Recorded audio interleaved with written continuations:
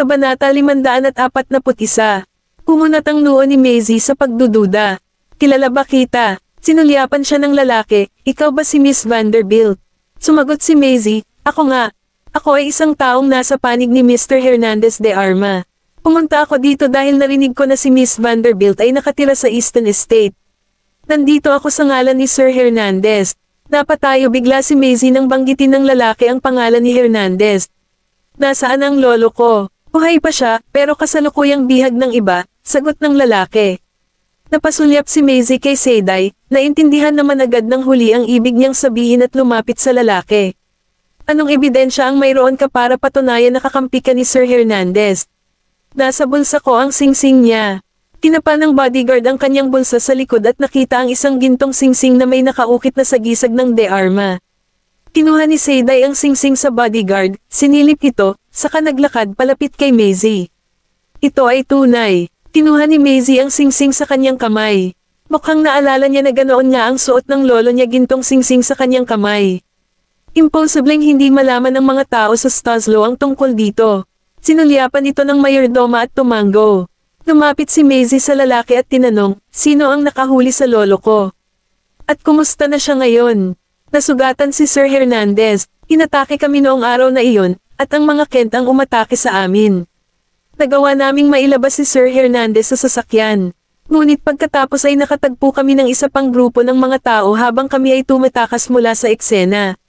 Lahat kami ay nasugatan at hindi na makalaban pa, kaya nakuha nila si Sir Hernandez.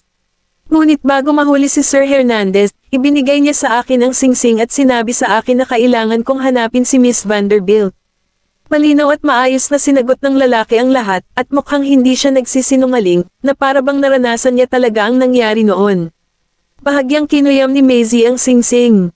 Sino ang mga taong kumuha sa kanya? Nakahinga ng maluwag ang lalaki at sumagot, hindi ko alam kung sino ang mga taong iyon, ngunit mukhang hindi sila taga Stoslow, o taga Morwich. Gusto kong bumalik sa De Arma noong una, ngunit napagtanto ko na parehong lihim na sinusubukan ng mga Kent at ng puwersa ni Prinsipe Roger na hanapin si Sir Hernandez. Dahil dito, palagi akong nagtatago at nagtatanong hanggang sa nalaman ko na ang kanyang apo ay nakatira sa Easton Estate. Kaya ako nandito. Mariing ibinuka ni Maisie ang kanyang mga labi at nagtanong lamang pagkaraan ng mahabang panahon, bukod sa utos na ipasa sa akin ang singsing, ano pa sabi ni Lolo? Napabuntong hininga ang lalaki at sumagot, walang masyadong sinabi si Sir Hernandez. Sinabi lang niya sa akin na ipasa ko ang singsing sa iyo. Sinabi ni Maisie sa mga guard na pakawalan siya. Tumingin si Seyday pagkatapos niyang umalis. Kailangan mo ba akong sundan siya? Hindi. Umiling si Maisie. Mukhang hindi siya nagsisinungaling. Madjing ang mga tauhan ni na Strix at Nolan ay hindi malaman ang kinaroroonan ng aking lolo. At least, ito ay nagpapatunay na ang aking lolo ay buhay pa sa sandaling ito. Kaya lang hindi ko alam kung ano ang lagay niya at kung sino ang nakabihag sa kanya ngayon. Hindi ito taga Metropolis, hindi isang taong inupahan ni Prinsipe Roger, at hindi rin mga tauhan ni Nolan.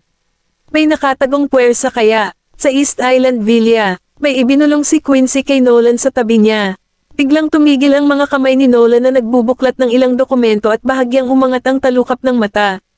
Sigurado ka ba? Hindi naman ito peke. Ang ating mga tauhan ay binabantayan si Sean Pattinson at nalaman na napakalapit niya sa mga tao mula sa Yar Amor kamakailan lamang. May naisip si Quincy at idinagdag, na wala kay Roger ang kanyang Finance Minister, si Robert, at ang ekonomiya ng kanyang puwersa ay dumanas ng malaking kawalan. Kaakibat pa ang kaguluhang dulot ng koneksyon ni Daniel sa virus, sinasadya ng mga Miller na pigilan si Roger paminsan-minsan. Hindi niya ito kaya ng mag-isa, at kung hindi siya nakakuha ng suporta mula sa isang tao mula sa Yar Amor, tiyak na hindi siya magkakaroon ng napakaraming pera upang mamonopolya ang negosyo ng mga antibodies. Kabanata 542. Gumastos si Roger ng malaking halaga upang mamonopolya ang mga mapagkukunan upang makabuo ng bakuna, karamihan ay dahil gusto niyang sugpuin ang napakalaking kaguluhan na nilikha ni Daniel. Kung tutusin, nilinlang ng mga Kent ang publiko sa kanilang pagbuo ng mga peking bakuna, na nagdulot ng galit ng publiko. Dahil ang isang tao sa ilalim ng pagkukunwaring si Strix ay gumawa ng bakuna, tiyak na bibilhin sila ng mga taong naniniwala sa reputasyon ni Strix. Ano man ang epekto ng bakuna, kahit na peke ang mga ito, ang taong kailangang harapin ang galit ng publiko ay ang tunay na Strix sa halip na impostor. Gayunpaman, kung totoo ang bakuna, maaaring kumita si Roger at linisin ang kanyang pangalan mula sa relasyon na mayroon siya sa mga Kent na nanalo sa parehong katanyagan at kapalaran. Sa madaling salita, nagpaplano si Roger ng pagbabalik gamit ang mga bakunang ito. Naninigas ang mga sulok ng labi ni Nolan, at ang kanyang mga daliri ay tumatapik sa mesa. Ang mga tao mula sa Yaramur ay hindi makikialam sa mga bagay na ito nang walang dahilan. Dapat ay may ilang layunin sa likod ng kanilang desisyon na gawin ito. Sa madaling salita, magpadala ng isang tao upang bantayan sila sa ngayon. May kumatok sa pinto ng study. Napalingon si Quincy. Anong problema? Mr. Lawson, may isang tao sa labas na nagsasabing siya si Miss Reynolds. Hinahanap niya si Mr. Goldman, sinasabing narito siya para suriin ang kalagayan ni Mr. Goldman. Hindi nagtagal, pinapasok ng bodyguard si Sue at isang paramedic na kasama niya. Naglalakad papasok sa study, nakita si Nolan na nakaupo sa executive chair habang si Quincy ay nakatayo sa tabi niya, pinagsalikop ang kanyang mga kamay at inilagay ang mga ito sa harap ng kanyang ibabang tiyan. Nalipat ang tingin niya sa malita na dala ng paramedic. Kailangan kong tingnan ang nilalaman nito para sa kapakanan ng seguridad. Ngumiti si Sue, tumango, at sinenyasan ng paramedic sa likod niya na buksan ang malita pang medikal. Tunay na walang iba kundi ang ilang mga hiringgilya at medikal na gamot sa loob nito. Napatingin si Sue kay Quincy. Gusto ng aking guro na kumuha ng dugo kay Mr. Goldman para sa pagsusuri. Iniisip ko kung maibibigay sa amin ni Mr. Goldman ang ilan sa iyong dugo. Sinulyapan siya ni Nolan, hindi tinanggihan ang kanyang kahilingan, at bahagyang tumugon. Oo, ang paramedic ay humakbang pasulong at hiniling kay Nolan na i-roll up ang kanyang manggas. Ginawa ni Nolan ang kanyang sinabi, na iniikot ang kanyang manggas hanggang sa kanyang siko. Pagkatapos ay gumamit ang paramedic ng isang nababanat na banda upang itali ang kanyang itaas na braso, naghihintay para sa mga ugat na lumabas sa ibabaw ng braso. Pagkatapos ay kinalas niya ang tali pagkatapos na tumusok ang karayom sa braso, at isang tubo ng dugo ang nakuha. Tapos na ngayon, kinuha ng paramedic ang dugo ni Nolan at inilagay ang vial sa malita. Napatingin si Sue sa maputlang kutis ni Nolan, at may bakas ng kakaibang pagkislap sa kanyang mga mata. Gayunpaman, nang tumingin si Quincy, nagpakita siya ng mahinahong ekspresyon at nagtanong, "Kumusta ang pakiramdam mo kamakailan, Mr. Goldman?" "Okay na ang pakiramdam ko." Ibinaba ni Nolan ang kanyang manggas, nakaupo pa rin ng maayos at tuwid. "Miss Reynolds, iniisip ko kung ang isang pagpupulong sa pagitan namin ng iyong guro ay maaaring ayusin." Bahagyang nagbago ang ekspresyon ng mukha ni Sue. "Pasensya na, aayusin ko kung papaya din ang guro ko na makipagkita sa iyo. Assistant lang niya ako, at wala akong masabi sa mga ganyang bagay." Pagkasabi niya noon ay nagangat siya ng tingin at ngumiti. "Huwag kang mag-alala, Mr. Goldman. Ang aking guro ay interesado lamang sa kanyang pananaliksik. Patient ka lang sa kanya, yun lang." Walang sinabi si Nolan. Ang kanyang madilim at misteryosong mga mata ay tila hindi mahuhulaan. Nagsimulang magtaka si Quincy pagkaalis ni Sue kasama ang paramedic. "Bakit gusto nila ang dugo mo? Baka may gusto siyang malaman." Malamig ang tingin ni Nolan. "Dahil interesado sila dito, natural lang sa akin na makipaglaro hanggang sa katapusan ng lahat ng kalokohang ito." May naisip si Nolan at sinabing, "Tingnan mo ang background ng babaeng iyon na nagngangalang Sue Reynolds." Background niya, bahagyang nagulat si Quincy. Ngunit ang tanging nakita niya ay ang mga mata ni Nolan, na mukhang madilim at nagtatampo. May malalim na ekspresyon sa kanyang mukha na kahit si Quincy ay hindi maintindihan. Nakompromiso si Quincy. "Okay, I'll try my best para imbestigahan siya." Nakatanggap ng tawag si Nolan mula kay Maisie at tumawa kaagad pagkalabas ni Quincy. "Namiss mo ba ako?" Malumanay na tugon ni Maisie sa panunukso. "Oo, nagising ako kaninang umaga at hindi kita nakita. Umalis ka pala nang hindi man lang nagpaalam. Akala ko panaginip lang ang naranasan ko kagabi." Kabanata 543. Nakapikit si Nolan habang nakatitig sa mga dokumento sa kanyang mesa. "Pumunta ka sa lugar ko kung mismo ako. Hihintayin kita sa villa." Pagkaraan ng 10 minuto, lumabas si Maisie sa labas ng pinto ng study na nakasuot ng burgundy na tela na may stand-up na kwelyo, maluwag, mahabang manggas na nagtatapos sa mahigpit na pagkakabalot sa kanyang mga palso, at isang anti-gang pilak tanso na kwintas na may nakalagay na asul na diamante. Nakasuot din siya ng beret na kaparehong kulay, at ang mahaba niyang itim na kulot na buhok ay nakapatong sa kaliwang balikat, na nagpapaganda at nakakabighani. Ang kanyang ugali ay malamig at sophisticado, ang kanyang kutis ay kasing ganda ng nyebe, at ang kanyang hitsura ay ganap na bumagay sa gayong retro na damit, lalo na ang kulay na burgundy, na umakma sa kanyang kagandahan. Nakatutok ang tingin ni Nolan sa kanya, at nag-aalinlangang alisin ang tingin sa kanya. Glamorosong damit ang suot mo. Sinusubukan mo bang akitin ako? Isang mahinang ngiti ang binigay ni Maisie, huminto sa harapan niya, tumagilid, at tinitigan siya. Kung gayon, Mr. Goldman, bukas ka ba para sa pang-aakit? Hindi na ako makapaghintay. Hinayla siya ni Nolan sa kanyang mga bisig at pinaupo sa kanyang hita. Ikaw ang nagkusa na lumapit sa akin, kaya dapat may mangyaring malaking bagay. Nang nakita siya ni Nolan, lumingon si Maisie para tingnan siya. Nakatanggap ako ng balita tungkol sa aking lolo. Naningkit ang mga mata ni Nolan. Nagpatuloy si Maze, may pinakiusapan ng lolo ko na dalhin sa akin ang singsing niya, pero hindi alam ng taong iyon ang kanyang kinaroroonan. Ang alam lang niya ay bihag pa siya. Napapikit si Nolan. Parang may naglipat sa kanya sa ibang lugar.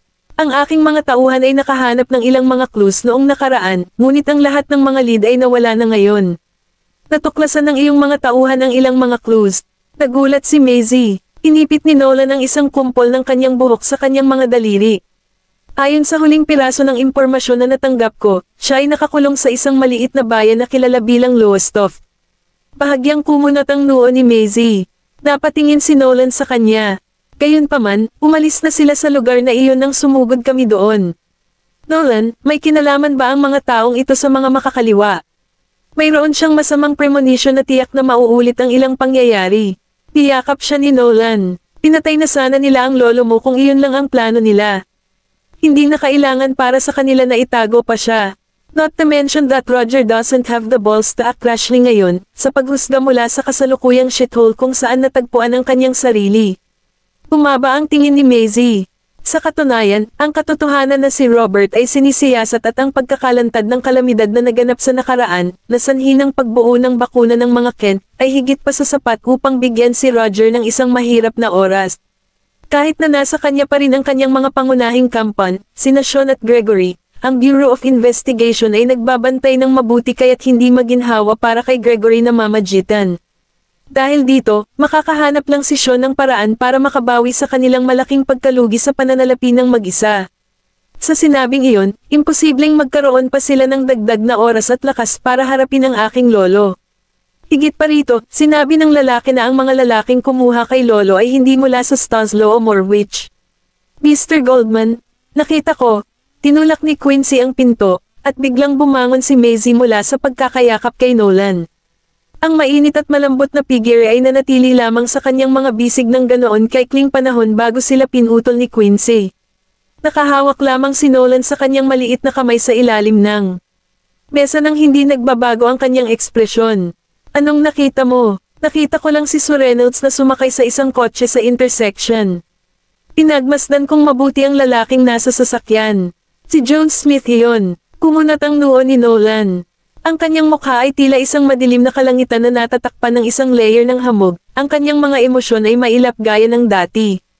May hinalang tumangala si Maisie at tinanong siya, Sir Reynolds. Sino itong Sir Reynolds? Nagulat si Quincy sa isang segundo.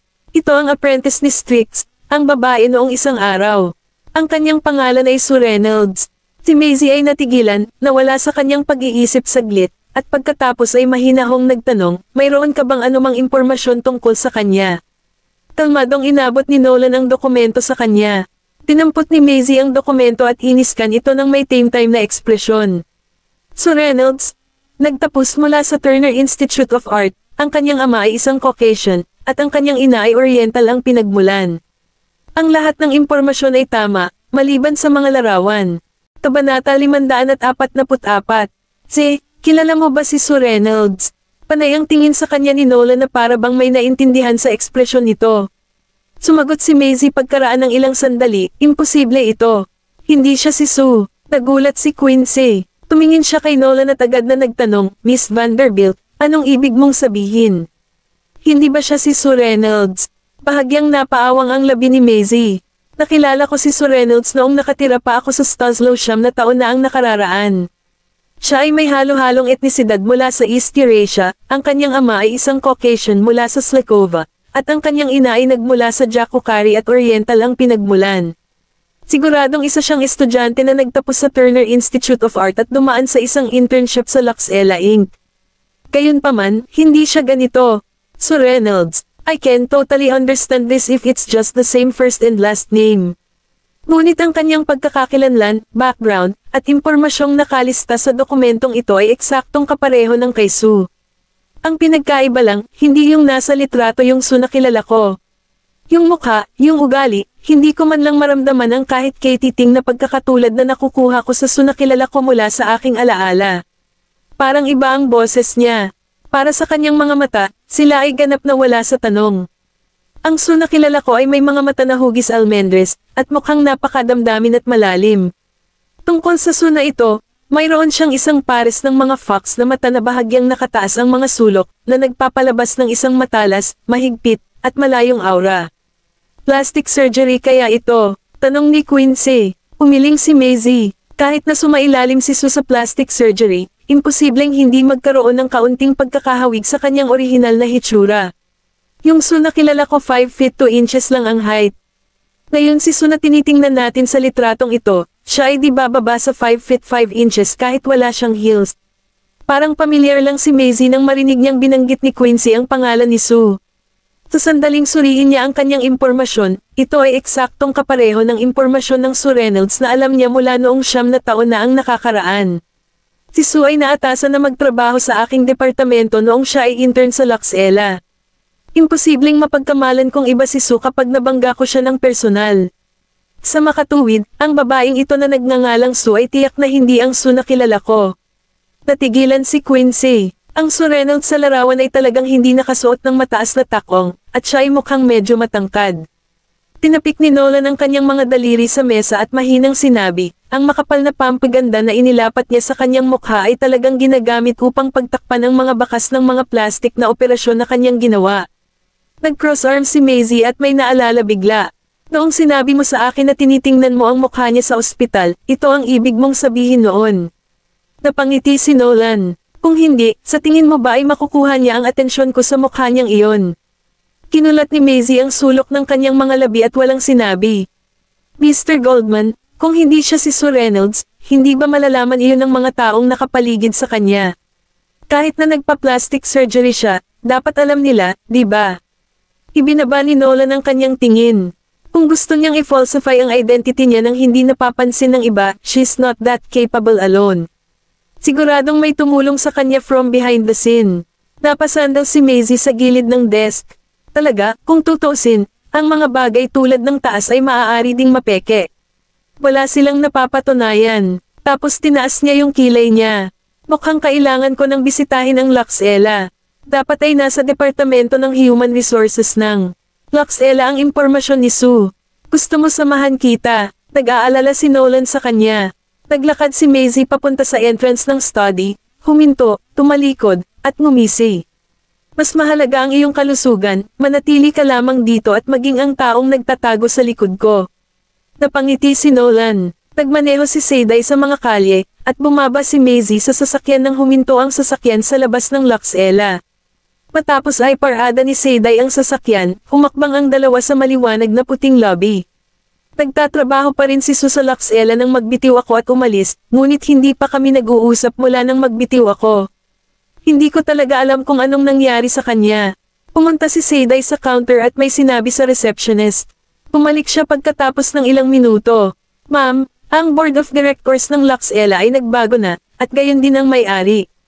Kabanata 545. Natigilan si Maisie. Kailan yun nangyari? Sagot ni Seyday, 3 days ago na yon. Umalis din ang orihinal na lupon ng mga direktor pagkatapos maganap ang lahat ng panloob na pagbabago. Ibinaba ni Maisie ang kanyang tingin at nanatiling kalmado.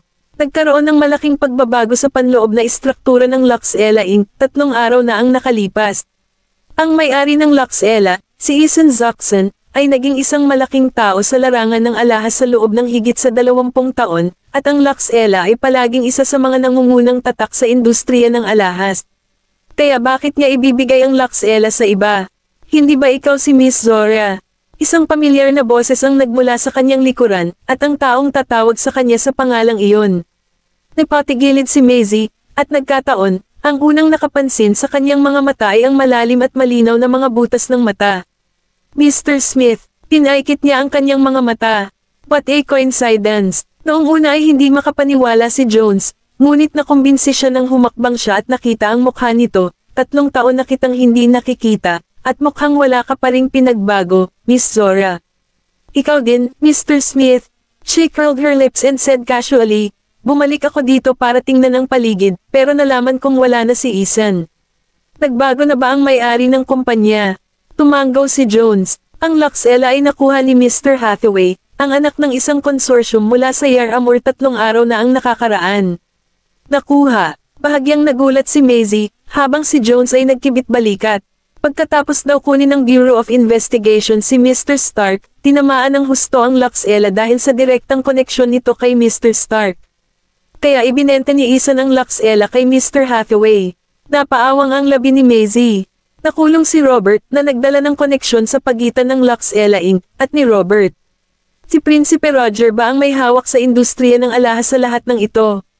Natrap si Maisie sa ulirat, iniisip ang Sheena Jewelry Show na naganap 3 taon na ang nakakaraan. Daniel attended the show as a special guest noon, at nagagawa pa nga akong dukutin ng mga tauhan niya sa venue nang hindi napapansin ng mga guard. At ang ina ni Nolan ay kinidnap din ng mga taong iyon noong linggo ng Sheena Jewelry na naganap sa Stoslow 18 taon na ang nakakaraan. Nagkaroon sila ng lakas ng loob na kumilos sa linggo ng alahas. Paano sila kikilos ng tahasan kung wala silang sariling mga tauhan na nagtatrabaho bilang isang tagaloob? Isang bakas ng masalimuot na emosyon ang bumungad sa kanyang mga mata. Bagaman si Roger ay isang prinsipe lamang, mayroon na siyang mga kamay sa pampulitikang lipunan, sa komersyal na lipunan, at sa mga maharlika. Ngayon, hindi lamang nawala sa kanya sina Robert at Daniel, 2 sa kanyang mga pangunahing pawns, ngunit pinipigilan din siya ng mga Miller. Gayunpaman, ang tinatawag na bakuna ni Strix ay lumitaw hindi nagtagal pagkatapos malantad ang insidente tungkol sa pagsiklab ng virus. Ang ganitong pagkakataon ay ang pinakakapakipakinabang na bagay na maaaring mangyari ngayon kapag tiningnan natin ito mula sa pananaw ni Roger. Pumalik sa katinoan si Maisie at ngumiti. By the way, kilala mo ba si Sir Reynolds? Natigilan si Jones ng ilang segundo at saka ngumiti. Si Miss Reynolds ay assistant ng aking tiyuhin. Anong masama doon? Wala naman. Hindi man lang natinag ang tingin ni Maisie. Balita ko apprentice siya ni Strix, and I was intrigued by that. Iniisip ko kung magkakaroon ba ako ng pagkakataon na makilala siya. Tingnan natin. Sumilip si Jones sa kanyang relo at muling sinabi, mayroon pa akong appointment na dapat asikasuhin, kaya aalis na muna ako. Tumango si Maisie. Bahagyang naging solemn na ang ekspresyon ni Maisie habang naglalakad si Jones patungo sa elevator. Mukhang iniiwasan niya ang topic. Ayaw na ba niyang pag-usapan pa ang tungkol kay Sue, o may alam ba siya tungkol sa nangyayari? Sa loob ng sasakyan, pinuklat ni Maisie ang mga dokumento. Ang manager ng Human Resources Department ng Luxella ay nagtatrabaho pa rin sa kumpanya, kaya nakuha niya ang impormasyon ni Sue mula sa departamento. Nag-resign si Sue sa Luxella 3 taon na ang nakakaraan. Noon ako ay bumalik sa bansa. Sa sandaling iyon, nakatanggap si Maisie ng tawag mula kay Nolan, at tinanong niya, nasa Luxella ka pa ba? Nakuha ko lang sa aking mga kamay ang mga dokumento ni Sue. Samandal si Maisie sa likod ng upuan sa likuran. At hulaan mo kung sino pa ang nakilala ko. Nanatili siyang tahimik ng ilang segundo. Sino? Kabanata 546. Si Jones? Tumingin si Maisie sa labas ng bintana. Ang kanyang mga mata ay kumikislap, sinabi niya sa akin, si Sir Reynolds ay assistant ng kanyang tiyuhin. Tumawa si Nolan ngunit hindi umimik. Itinago niya ang kanyang mga iniisip sa kanyang sarili. Ngunit nang banggitin ko sina Sue at Strix, iniwasan ni Jones ang paksa. Ngumisi siya. I guess may alam siya. May alam siya tungkol sa imposter na Strix, na nagsasaliksik sa antibody. Sumipsip ng hangin si Nolan na parang naninigarilyo at sinabi sa mahinang boses, sa pagkakaalam ko, walang sinuman sa pamilya ni Jones ang medikal na sinanay, ngunit may isang tao na umalis sa pamilya matagal na ang nakalipas. Natigilan si Maisie. Tito ba niya ang tinutukoy mo? Oo. Tumigil si Nolan at mahinahong sinabi, ngunit huwag kang mag-alala tungkol sa kanila. Ang antibody ay tunay. Gusto ni Roger na maibalik ang kanyang reputasyon sa antibody habang hindi ko ginamit ang antibody, kaya itinuturing pa rin itong panalo. Siya ay nahawa, kaya ang media ay tumutok sa kanya. Sa kanyang paggaling, si Roger ang makikinabang. Walang gagawin si Roger sa kanya sa ngayon at wala siyang ibang hiling kundi ang kanyang paggaling. Tiningnan ni Maisie ang dokumentong hawak niya. Gusto kong malaman ang higit pa tungkol kay Sir Reynolds kung makukumpirma ko na silang dalawa. Dalawang tao sila. Pumagsak ang isang tipak ng abo mula sa sigarilyo ni Nolan habang mahinahong sinabi, hindi siya ang Suna sa tingin mo ay kilala mo dahil nakahanap lang ako ng bago. Ha? Ang bilis mo naman. Ano ang iyong nahanap? Itinulak ni Maisie ang buhok sa likod ng tenga at ngumiti. Sasabihin ko sa iyo mamayang gabi. Ang liwanag ng buwan ay sumikat sa mga kortina sa silid, ang liwanag na tumatama sa malambot na kama. Ang liwanag mula sa lampara sa kabinet ang nagpapaliwanag sa magkasintahang walang damit. Nakahiga si Maisie sa dibdib ni Nolan at mahinang umungol. Balak mong sabihin sa akin ang mga kilos mo nang sabihin mong sasabihin mo sa akin ngayong gabi. Hinawakan ni Nolan ang buhok na nakalugay sa kanyang likuran. Masyado kang nakakaakit, at hindi ko napigilan ang sarili ko. Ungol ni Maisie, enough with your excuses, sinusubukan mo lang akong pahirapan. Hindi itinuloy ni Nolan ang panunokso sa kanya. Tumayo siya at naglabas ng isang dokumento sa drawer. Namatay si Sue 3 taon na ang nakakaraan. Nagulat si Maisie hanggang sa makita niya ang mga salitang death certificate sa puting papel. Babae, Sue Reynolds, 23, namatay sa isang sunog, paso sa kanyang mukha, sanhi asphyxia dahil sa obstruction ng respiratory system. Ang kanyang pagkamatay ay 2 buwan pagkatapos ng aksidente ni Maisie. 3 taon na ang nakakaraan, na ilang buwan pagkatapos ng kanyang pagbibitiw sa Luxella. Nagtatakang tumingin si Maisie kay Nolan. Paano mo nalaman ang death certificate? Nakasandal si Nolan sa headboard habang nakayakap sa bewang niya. May mga record ang ospital. Ang kailangan ko lang ay kaunting kasanayan. Alam ni Maisie ang tungkol sa mga kasanayan sa hacker, ngunit hindi niya alam na mayroon siya nito. Nagulat ka ba? Hinawakan ni Nolan ang gilid ng kanyang mata. Nag-aral ako ng computer science sa universidad, ngunit pinansya ang kinuha ko. Oo, magaling ka. Anong magaling ako? Lumapit si Nolan sa tenga niya pero hindi masyadong malapit. Nakaramdam ng kilati si Maisie kaya nagkibit-balikat siya para makatakas. Siya'y ngumiti. Magaling ka sa lahat, okay. Pumalik sila sa pangunahing paksa nang magtanong siya, kahit hindi ipahayag ang pagpanaw ni Sue. May file ang pulis tungkol dito, di ba? Tumingin ng malalim si Nolan sa kanyang mga mata. Wala naman talaga. Hindi ito naiulat sa Registry of Vital Records and Statistics, at maaaring baguhin ng plastic surgery ang hitsura ng isang tao. Kung umalis ang tao sa kanilang social circle, walang makakaalam. Kabanata 547.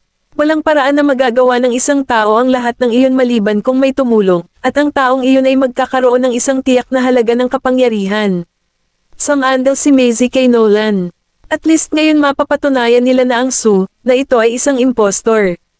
She beamed and grinned. Sa tingin ko gusto ka ni Sue. Kumunat ang noo ni Nolan. Iniisip mo pa ba ang nangyari sa ospital? Hindi. Tinaas ni Maisie ang kanyang kilay at pinasadahan ng daliri ang kanyang Adam's apple. Interesado akong malaman ang kanyang intensyon. Lumapit siya kay Nolan at nagkunwaring kilala niya ang impostor na si Strex. Kung iyon ang ayos nila, balang araw ay magkakamali siya. Hinawakan ni Nolan ang kamay niya at ngumiti. Mag-aartista ka na naman ba? Sayang hindi ka naging artista kasama si Helios gamit ang iyong husay sa pag-arte. Ibinaba ni Nolan ang kanyang ulo at hinalikan siya ng malalim dahil binanggit niya si Helios. Nang sa wakas ay nagkaroon na siya ng pagkakataong huminga, namumula ang kanyang mukha habang basa ang kanyang mga mata, mukhang maalinsangan. May taong nakakainis na gustong ibigay ako sa kanya sa isang banda. Kaya hindi ko siya mabanggit ngayon. Nagdilim ang mga mata ni Nolan, at itinulak niya ito pababa at nginisyan. I guess I have to work harder to make you forget what that annoying person said then. Kinabukasan, nang umalis si Maisie sa East Island Villa, dumating si Titus para pag-usapan ang lunch party kasama si Nolan. Kailangan mong dumalo sa lunch party kahit anong mangyari. Tinulungan tayo ni na Miss Reynolds at Strix. Kailangan nating bayaran ang ating utang sa pamamagitan ng paggawa ng isang bagay. Matatag si Titus tungkol dito dahil nagtiwala siya sa kanila. Isinara ni Nolan ang dokumento at hindi siya tinanggihan. Kung party, pwede bang sumama si Zay? May balak ka bang isama siya? Nang makita ang hitsura ni Nolan, bumaba ang mukha ni Titus, gawin mo ang anumang gusto mo. Nag-walk out siya. Tumayo si Quincy sa labas at pinanood si Titus na lumalayo bago siya pumasok sa study. Mr. Goldman, negatibo pa rin ba ang pananaw ni Elder Master Goldman kay Miss Vanderbilt? Alam mo kung gaano kay tigas ang ulo ng matandang iyon. Tumingin sa kanya si Nolan at ngumisi. Pero hayaan mo lang ang matandang iyon na magpatuloy sa pag-uugali ng ganyan. Kinanap ang lunch party sa Regent Restaurant. Pumasok sina Nolan at Quincy sa pribadong silid at akitan na mahusay na nakikipag-usap si Sue kay Titus. Nilainggan ni Sue ang malamig na mukha na iyon. Kumusta ang kalagayan mo? Nag-aalala ang guro ko. Bahagyang ngumiti si Nolan at nagtanong, kung nag-aalala siya, bakit hindi ko siya nakikita sa paligid? Inilapag ni Titus ang kanyang baso ng alak. Totoo yan. Gusto kong makilala ng personal si Mr. Salazar. Wala ba siya dito? Sandaling nagbago ang ekspresyon ng mukha ni Sue, pero nanatili pa rin ang ngiti niya. Na-inform ko na siya, pero sobrang busy niya. Natatakot ako na hindi siya makadalo. Naintindihan naman ni Titus, hindi kailanman nagustuhan ni Mr. Salazar na ipakita ang kanyang mukha, ngunit ito ay naiintindihan. Tiningnan ni Nolan ang mensahe sa kanyang telepono, ngumiti, at nagtaas ng kilay. Kain tayo. Huminto si Quincy, sa kabamulong, Mr. Goldman, hindi ba natin hinihintay si Miss Vanderbilt? Sabi ni Titus, di ba sabi mo isasama mo si Maisie? Bakit wala pa siya? Hindi siya darating. Nilock ni Nolan ang kanyang telepono at inilagay ito sa mesa. Maaaring nagkaroon ng hindi pagkakaunawaan sa ospital noong isang araw. Anong nangyari? Napapikit si Titus, Kabanata 548. Mabilis na sinulyapan ni Nolan si Sue. Akala niya may nangyari sa pagitan namin ni Miss Reynolds. Mukhang nagulat si Sue, pero agad na nawala ang gulat, at tumawa siya, oh, pinag-uusapan niyo ang babaeng iyon. Pasensya na, hindi ko alam na magdudulot ng problema ang nangyari. Nakakatawa naman. Iniligtas ni Miss Reynolds si Nolan. Nasaan siya noong si Nolan ay may malubhang sakit. Mukhang hindi masaya si Titus. Dahil hiwalay na kayo, dapat putulin mo na ang relasyon. Kung nagmamalasakit siya sa iyo, nasaan siya noong may sakit ka? Noong na-hospital si Nolan, hindi na nagpakita si Maisie. Kung hindi dahil kay Sue at sa tinatawag na bakuna ni Strix, paano siya naka-recover ng ganoon kabilis? Kahit na inosente si Maisie sa insidente 3 taon na ang nakakaraan, naging totoo si Nolan sa kanya. Nagdamdam si Titus sa pagkawala ng kanyang anak, ang kanyang ama, at si Cherry, ngunit ayaw din niyang masangkot sa aksidente ang kanyang apo. Dapat ay pinutol niya ang mga pag-uugnayan. Nakikinig si Sue. Nalaman niya ang tungkol sa kanilang diborsyo noong taong iyon at sa wakas ay nagpakita siya sa harap niya na may ibang pagkakakilanlan pagkatapos itago sa loob ng 3 taon bilang Sue Reynolds. Nakuha niyang muli ang tiwala ni Titus. Gayunpaman, hindi niya inaasahan na buhay pa pala si Maisie. Gayunpaman, ang pagiging buhay ay walang ibig sabihin. Kung maaari siyang maging sanhi ng isang aksidente noon, maaari niyang gawin itong muli. She collected her thoughts at nagkunwaring nagulat. Ang babaeng iyon ay ang iyong dating asawa. Hindi ka pa ba kasal, Miss Reynolds? Inikot-ikot ni Nolan ang baso ng alak sa kanyang kamay, at ang alak na umaagos sa paligid ay sumasalamin sa isang kislap sa ilalim ng mga ilaw. Huminto si Sue at tumingin sa ibaba. Hindi pa. Pinibigyan ako ni Mr. Salazar ng maraming trabaho. Wala akong panahon makipagrelasyon. Biglang nagtanong si Nolan, pero may nasa isip mo. Pinagdikit ni Sue ang kanyang mga labi, ngumiti, at tumingin sa kanya. Bakit ka nagtatanong? Walang dahilan, ininom niya ang lahat ng alak, gumalaw ang kanyang Adam's apple, at may kaseksihan at ligaw dito. Pagkatapos ng 3 taon na hindi siya nakita, siya ay naging mas mature at sophisticado, mas matikas. Maging ang kanyang mga mata ay malalim at hindi mabasa. Siya ay hibang na hibang sa pag-ibig sa kanyang cool na gilas, pagiging mapagpasyahan, anghang, at kung gaano siya hindi nababagabag sa mundo. Naiinggit siya kay Maisie at kinasusuklaman niya dahil natanggap niya ang lahat ng pagmamahal nito. Matapos kunin ni Nolan ang bala para kay Maisie 3 taon na ang nakalilipas, siya ay nahulog at nagsimulang magalit kay Maisie. Handang mamatay si Nolan para sa kanya. Dahil bumalik siya at hiwalay na sila, kung mapagaling ni Strix, si Nolan, maaantig kaya siya nito. Pagkatapos kumain, pumunta si Titus sa pintuan at bumaling kay Quincy para sabihin, ihatid mo pabalik si Miss Reynolds. Tumingin si Quincy kay Nolan at nakita niyang hindi siya tutol dito, kaya tumango siya. Itinulak ni Sue ang buhok sa likod ng tenga at ngumiti. Huwag kang mag-alala tungkol dito. Kukuha na lang ako ng taxi. Huwag kang mahiya, hindi ka namin papayagang sumakay sa taxi matapos kang imbitahan. Hayaan mong ihatid ka nila. Kinaway ni Titus ang kanyang braso at sumakay sa kotse. Lumingon si Sue para tingnan sina Nolan at Quincy. Salamat, kung gayon. Sa loob ng kotse, nasa backseat sina Nolan at Sue. Lumingon sa kanya si Sue. Wala ka bang balak na ipaliwanag ang iyong sarili sa babaeng iyon? Kalmado ang kanyang mga mata. Walang dapat ipaliwanag. Kabanata 549. Pero masasabi kong mahal mo siya. Napatingin si Sue sa mukha ni Nolan na parang naghahanap ng kahit anong ekspresyon. Sa kasamaang palad, wala siyang makita. Ibinaba ng kaunti ni Nolan ang bintana para pumasok ang hangin at guluhin ang buhok. Paano mo nasasabi? Huminto si Sue at walang sagabal na sumagot, woman's instinct. Nilingan siya ni Nolan. Nagbabago ang mga tao. Baka mahal ko siya dati. Umilis ang tibok ng puso ni Sue. May lamit ba sa relasyon nila ni Maisie? Katekais, nagbago ka na ba? Biglang tumawa si Nolan at misteryosong tinitigan ang mukha niya. Ano sa tingin mo? Nanginginig ang puso niya. Hindi niya kailanman tiningnan si Nolan sa mga mata, kahit sa nakaraan, ngunit hindi ba niya ito inaabangan sa nakaraan? Siya ay nahulog sa kanya sa ward, ngunit hindi siya nito itinulak palayo. Kung hindi dahil sa babaeng iyon, siguro. Nandito na tayo, umiwas si Nolan, Miss Reynolds, magkaroon ng magandang araw. Napangiti si Sue. Salamat. Pababa na siya ng sasakyan nang lumingon siya. Available ka ba sa malapit na hinaharap? Kumunat ang noo niya at sumagot, oo. Isinara niya ang pinto at masayang umalis. Nagmaneho si Quincy pagkatapos niyang lumayo, at ibinaba ni Nolan ang bintana sa buong daan. Natangay ng hanging umihip ang amoy ng pabangong nananatili sa loob ng sasakyan. Tumingin si Quincy sa rearview mirror at hindi naiwasang sabihin, talagang handang isakripisyo ni Miss Vanderbilt ang iyong pagmumukhang ganyan. Hindi sumagot si Nolan, madilim ang mga mata. Nakaupo si Maisie sa pavilion sa garden habang umiinom ng afternoon tea hanggang sa umilo ang phone niya na may message. Tumayo siya at naglakad patungo sa pinto. Nakaparada ang sasakyan ni Nolan sa hindi kalayuan. Si Quincy ay pinilit na lumabas ng sasakyan nang makasakay siya sa kotse. Wala pang oras na magsalita si Maisie nang hilahin siya ni Nolan sa kanyang mga bisig at napilitang umupo sa kanyang kandangan, paarap sa kanya.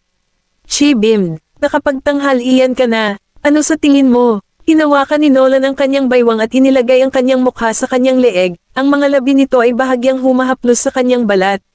Mas gusto ko ang iyong pabango. Ang magaan na bango ng mga liryo.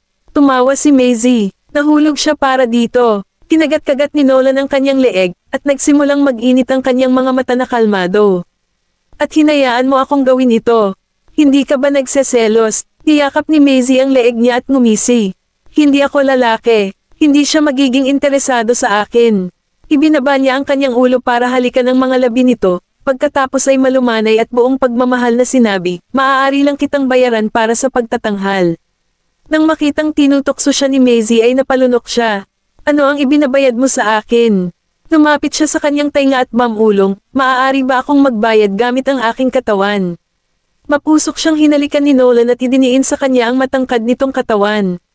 Makalipas ang 2 araw, tumating si Sue sa isang tirahan sa labas ng lugar. Ang 3 palapag na villa ay hindi para sa mga tao na tirahan kundi upang magpatakbo ng mga eksperimento. Pinapasok siya ng gwardya, naglakad siya papunta sa study, kumatok, at pumasok pagkatapos makakuha ng pahintulot. Napatingin siya sa lalaking nakapatong ang 2 kamay sa mesa at nakatalikod sa kanya. Mr. Kestner. Nakatagilid ang mukha ni Adrian, hindi gumagana sa kanya ang bakuna. Ano? Huminto si Sue. Bakit hindi ito gumagana? Kabanata 550. Ha? Tumingin si Adrian sa labas ng bintana na may madilim na tingin. Ang virus na naka-infect sa kanya ay isang mutated na variant, at nasa huling yugto na siya. Namutla si Sue at nabuo ang kanyang kamay sa isang kamao. Sinabi lang sa kanya ni Daniel na sleeper virus iyon pero hindi na siya sinabihan pa. Gusto niyang na-infect ang babaeng iyon. Hindi masisira ang mukha niya kung hindi dahil sa babaeng iyon, at hindi rin siya tatretuhan ni Daniel ng ganoon. Alam niyang hindi maganda ang magiging katapusan niya kung mananatili siya kay Daniel. Kaya, nagpasya siyang iwan si Daniel pagkatapos niyang gawin ang kanyang gawain sa Slekova. Nakasalubong niya si Sue at nalaman niyang apprentice pala ni Adrian si Sue noong wala siyang ibang mapupuntahan. Kahit na siya ay isang lector sa Turner Institute of Art, siya ay talagang tiyuhin ni Jones at may napakaraming kaalaman sa medisina at mga virus. Kaklase pa niya noon si Strix. Kaya naman, sinimulan niya ang apoy upang nakawin ang pagkakakilanlan ni Sue. Matapos isakripisyo si Sue sa apoy, nagpanggap siyang miyembro ng kanyang pamilya at inangkin ang bangkay na dumaan sa mga pamamaraan. Dahil may alibay siya, tinanong siya ng pulis ng ilang tanong at pinakawalan siya. Hindi niya kinansela ang impormasyon ng pagkakakilanlan ni Sue at ginamit ang pera sa kanyang card para magparetoke. Pagkatapos ay nilapitan niya si Adrian bilang Sue sa loob ng 1 taon niyang paggaling. Naawa si Adrian sa kanyang nasirang mukha at kinuha siya.